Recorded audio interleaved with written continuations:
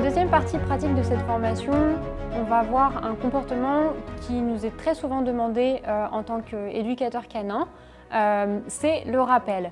Le rappel, c'est toujours quelque chose d'un petit peu plus compliqué. Pourquoi? Parce que déjà, c'est très contre-intuitif pour un chien de revenir vers nous alors qu'il est en train de faire quelque chose qui l'intéresse. Et deuxièmement, ce n'est pas un comportement qui est très précis, qui est défini très précisément comme on a pu le voir avec le tapis par exemple.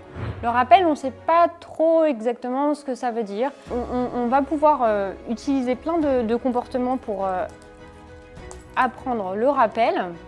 Donc le rappel, c'est vraiment un comportement qui englobe de nombreux concepts et c'est des concepts qui sont souvent un petit peu abstraits pour nous.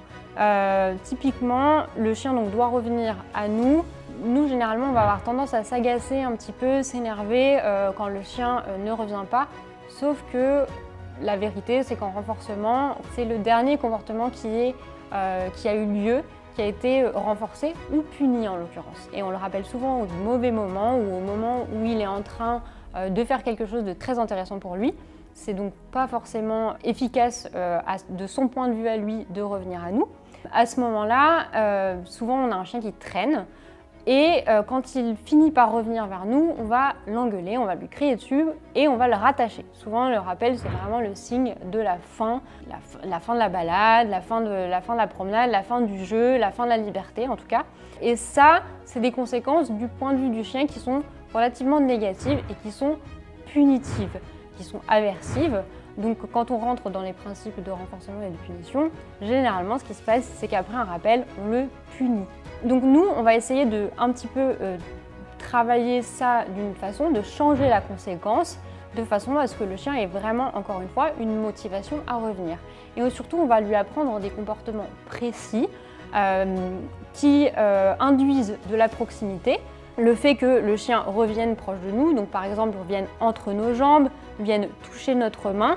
Et on va aussi lui apprendre à répondre à des ordres précis, alors soit son prénom, soit vraiment un mot de rappel. Moi, j'aime beaucoup utiliser le prénom, en tout cas en première intention pour le rappel.